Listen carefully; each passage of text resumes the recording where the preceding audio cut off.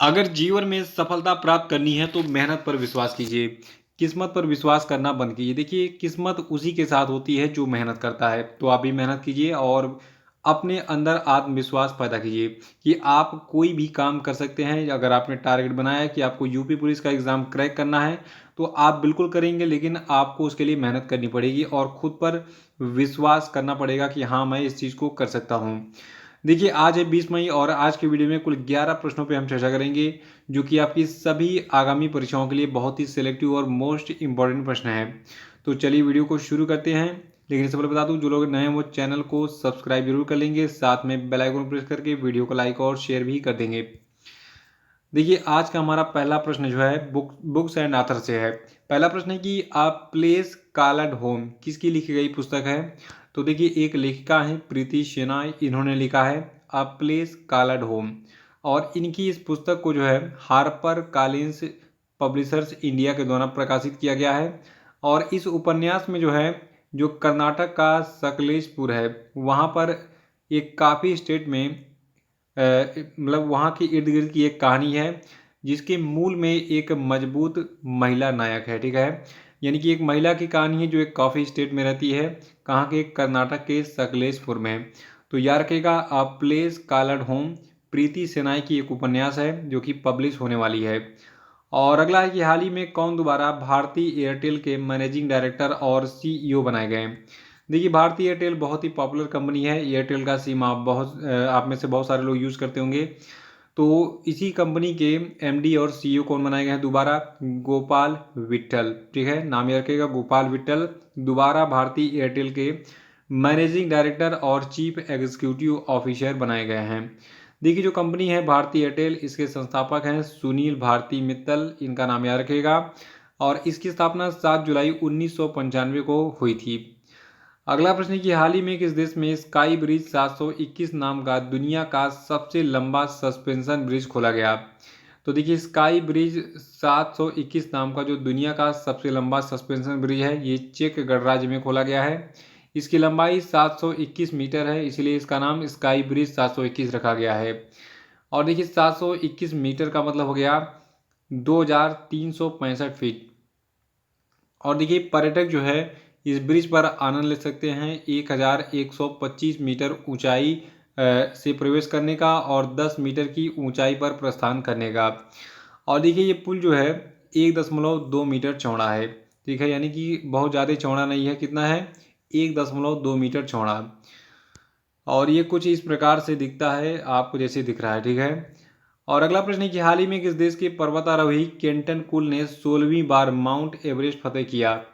तो देखिए, जो आपके ब्रिटेन के केंटन कूल है, इन्होंने एक नया विश्व रिकॉर्ड बना दिया है। ये 16 बार माउंट एवरेस्ट पर फतह कर चुके हैं।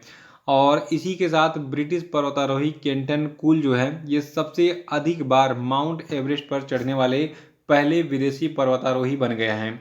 याद रखिएगा, ब्रिटेन के एक पर्वतारोही हैं केंटन कूल, इन्होंने हाल ही में 16वीं बार माउंट एवरेस्ट पर चढ़ाई की। और इसी के साथ ये जो है माउंट एवरेस्ट पर चढ़ने वाले सबसे अधिक बार चढ़ाई करने वाले पहले विदेशी पर्वतारोही बन गए हैं। और देखिए, केंटन के नाम पहले ब्रिटिश पर्वतारोही का रिकॉर्ड भी है, जिन्होंने 2013 में एक सीजन में माउंट नुप्से, माउंट एवरेस्ट और माउंट लोहसे पर जो है चढ़ाई की थी। देखिए, इससे पहले एक अमेरिकी पर्वतारोही थे डेव हाइन, इन्होंने 15 बार माउंट एवरेस्ट पर चढ़ाई की थी। तो इनके रिकॉर्ड की बराबरी की थी ब्रिटेन के केंटन कूल ने, लेकिन उसके बाद एक और बार चढ़ाई कर ली 16वीं बार। और इसी के साथ ये पहले विदेशी पर्वतारोही बन गए जिन्होंने सबसे अधिक बार माउंट एवरेस्ट पर चढ़ाई की है। और ऐसे प्रश्नों को एग्जामिनर छोड़ता नहीं है जिसमें कुछ यूनिक चीज़ हो। ठीक है, तो याद रखें इसको। और अगला प्रश्न है कि हाल ही में किस देश के शोधकर्ताओं ने चंद्रमा की मिट्टी पर पौधे उगाए, जिसको जो है पृथ्वी पर लाया गया था?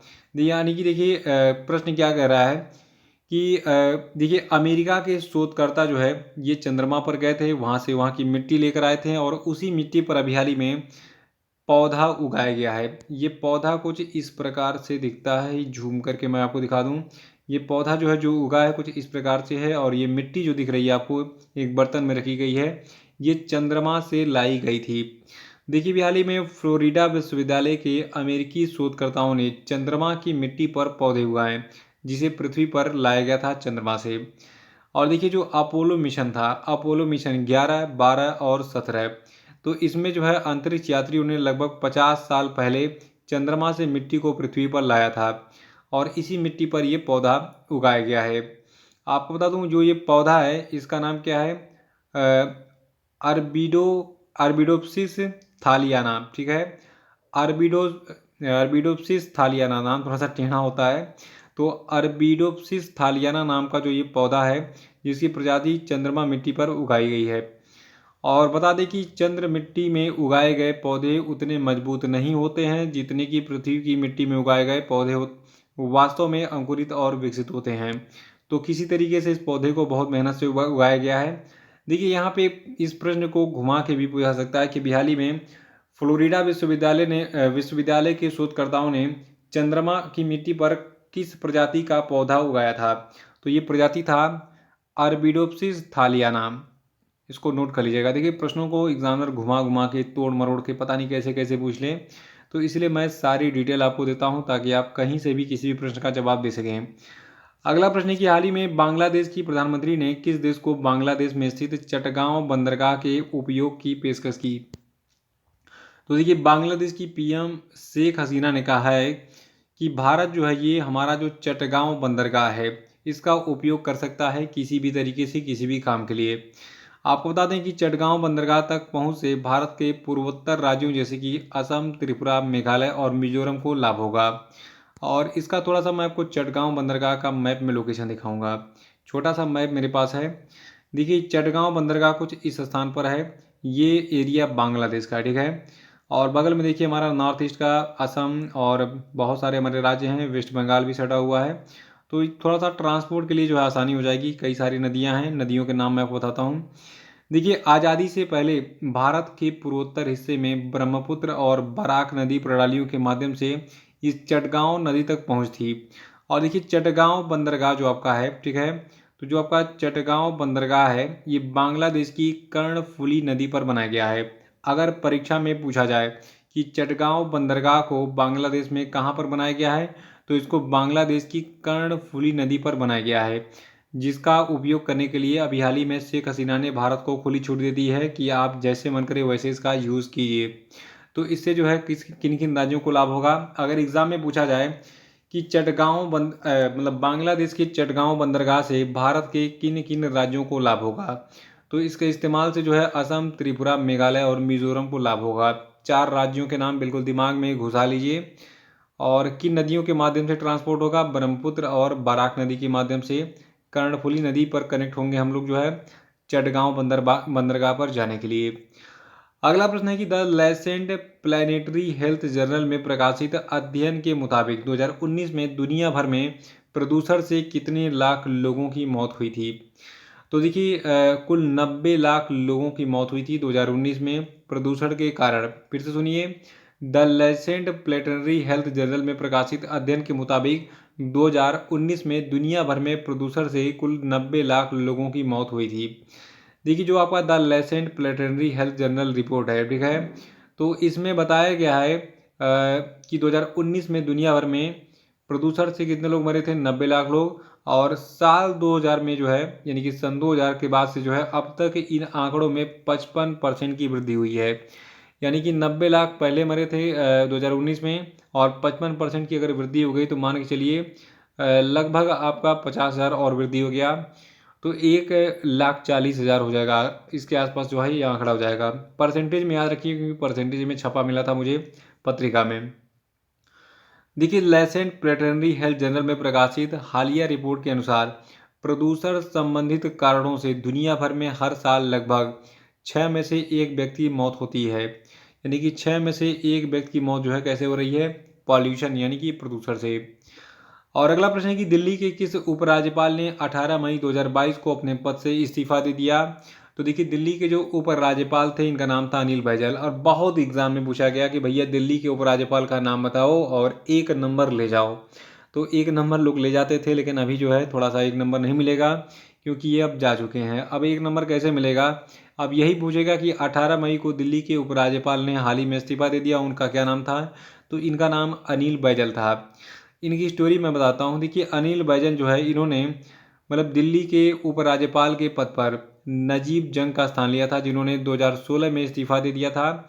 और देखिए अनिल बैजल जो है ये साल 1969 बैच के एक आईएएस ऑफिसर थे। और इनके बारे में सबसे खास बात यह है कि जब अटल बिहारी वाजपेयी की सरकार बनी थी तो उस सरकार में ये केंद्रीय गृह सचिव के रूप में सेवाएं दे चुके हैं, यानी कि एक सीनियर आईएएस ऑफिसर हैं। कौन? अनिल बैजल। अगला कि हाल ही में किसे इंग्लैंड की वाइट बॉल क्रिकेट टीम का मुख्य कोच बनाया गया? तो देखिए इंग्लैंड की वाइट बॉल क्रिकेट टीम का मुख्य कोच बनाया गया है मैथ्यू मॉड को। देखिए ऑस्ट्रेलियाई महिला टीम के पूर्व कोच मैथ्यू मॉड को इंग्लैंड की वाइट बॉल क्रिकेट टीम का मुख्य कोच नियुक्त किया गया है। इनको 4 साल के अनुबंध पर नियुक्त किया गया है वाइट बॉल क्रिकेट टीम का मुख्य कोच, ठीक है, इंग्लैंड के। और अगला प्रश्न है कि पंजाब सरकार ने शहीद सैनिकों के परिवारों को मिलने वाले मुआवजे की राशि को 50 लाख रुपए से बढ़ाकर कितना कर दिया है? तो देखिए 1 करोड़ कर दिया है इसको। यानी कि अब पंजाब में कोई भी अगर सैनिक शहीद होता है तो उसके परिवार को 1 करोड़ रुपए का मुआवजा मिलेगा।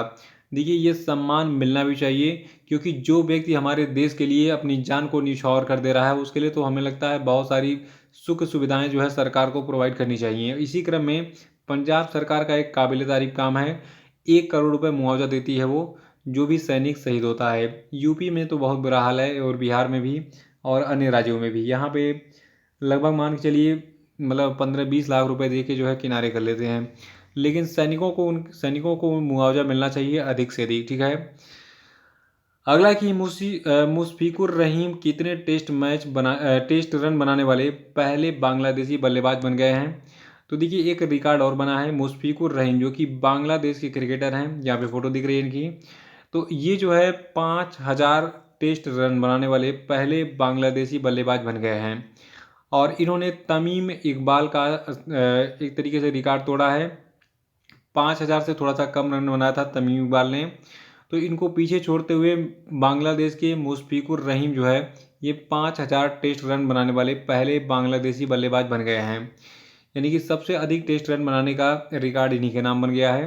देखिए मुशफिकुर रहीम जो है ये श्रीलंका के खिलाफ पहले टेस्ट की पहली पारी में 105 रन की अपनी इनिंग के दौरान इन्होंने ये उपलब्धि हाल ही में हासिल की। और अब तक इनके कुल 5037 टेस्ट रन जो है बन चुके हैं। ये जब ये न्यूज़ पब्लिश हुई तब तक, ठीक है। तो 5 रन का आंकड़ा किसने पूरा किया है? मुशफिकुर रहीम ने। और ये टेस्ट मैच में 5000 रन बनाने वाले पहले बांग्लादेशी बल्लेबाज बन गए हैं। तो ये थे आपके आज के सभी धमाकेदार और इम्पोर्टेंट प्रश्न। और अब हम बात करेंगे आज के सभी क्वेश्चन अपडेट पे। तो सभी लोग कमेंट बॉक्स में आंसर देंगे। देखिए जितना जितने लोग कमेंट बॉक्स में आंसर देते हैं उसमें मैक्सिमम लोग तो सिलेक्शन पा चुके हैं। और जो लोग कमेंट बॉक्स में डेली आंसर देते हैं उनका सिलेक्शन बहुत जल्द होता है। और ऐसा मतलब पिछले 6 साल से मैं पढ़ा रहा हूँ, देख रहा हूँ, मतलब बहुत सारे बच्चे सेलेक्ट हो रहे हैं। देखिए आज के क्वेश्चन अपडेट का पहला प्रश्न है कि विश्व बैंक के अनुसार विदेशी प्रेषण प्राप्त करने के मामले में कौन सा देश सबसे आगे है? बताइए। अगर इस प्रश्न का उत्तर नहीं पता तो कल का वीडियो देख के उसको रिवाइज कर डालिएगा, क्योंकि ये प्रश्न आपको पेपर में छपा हुआ मिलने वाला है। अगला है कि कौन सा देश जर्मनी को पछाड़कर चौथा सबसे बड़ा वाहन बाजार बन गया? बताइए। देखिए ये प्रश्न भी बहुत ही इंपॉर्टेंट है, कल के वीडियो में आपको इसका उत्तर मिल जाएगा। और अगला प्रश्न है कि हाल ही में अडानी समूह ने अंबुजा सीमेंट और एसीसी को कितने बिलियन डॉलर में खरीदा? बताइए। ये प्रश्न भी बहुत इंपॉर्टेंट है। और अगला है कि हाल ही में किस भारतीय को जो है अमेरिकी राष्ट्रीय विज्ञान अकादमी के लिए चुना गया? बताइए। ये प्रश्न भी इंपॉर्टेंट है, इसको भी कल का वीडियो देख के रिवाइज कर डालिएगा आंसर नहीं पता तो। और अगला है कि हाल ही में किसे रॉयल एनफील्ड के सीईओ के रूप में नियुक्त किया गया? बताइए। देखिए रॉयल एनफील्ड कंपनी जो है जो आपका बुलेट बनाती है उसी की बात हो रही है। और अब हम बात करेंगे कल के पूछे गए सभी क्वेश्चन अपडेट के सही उत्तरों की। तो का पहला प्रश्न है कि ऊबर कप 2022 किसने जीता है? तो इसको दक्षिण कोरिया ने जीता है। और दूसरा प्रश्न था कि हाल ही में एलिजाबेथ बोर्न जो है ये किस देश की नई प्रधानमंत्री बनी है? तो देखिए ये फ्रांस की नई प्रधानमंत्री बनी है। और अंतर्राष्ट्रीय प्रकाश दिवस मनाया गया है 16 मई को। और देखिए भारत उच्च रक्तचाप नियंत्रण प्रबंधन पहल नामक परियोजना के अनुसार 2.1 मिलियन भारतीयों में से टोटल लगभग 23% ऐसे भारतीय हैं जिनका रक्तचाप अनियंत्रित है, ठीक है। और अगला प्रश्न है कि हाल ही में फिनलैंड और किस देश ने उत्तरी अटलांटिक संधि संगठन यानी कि नाटो में शामिल होने के लिए रुचि दिखाई है? तो देखिए देश आपका स्वीडन है। और इसी के साथ ये वीडियो समाप्त होता है। जय हिंद, जय भारत।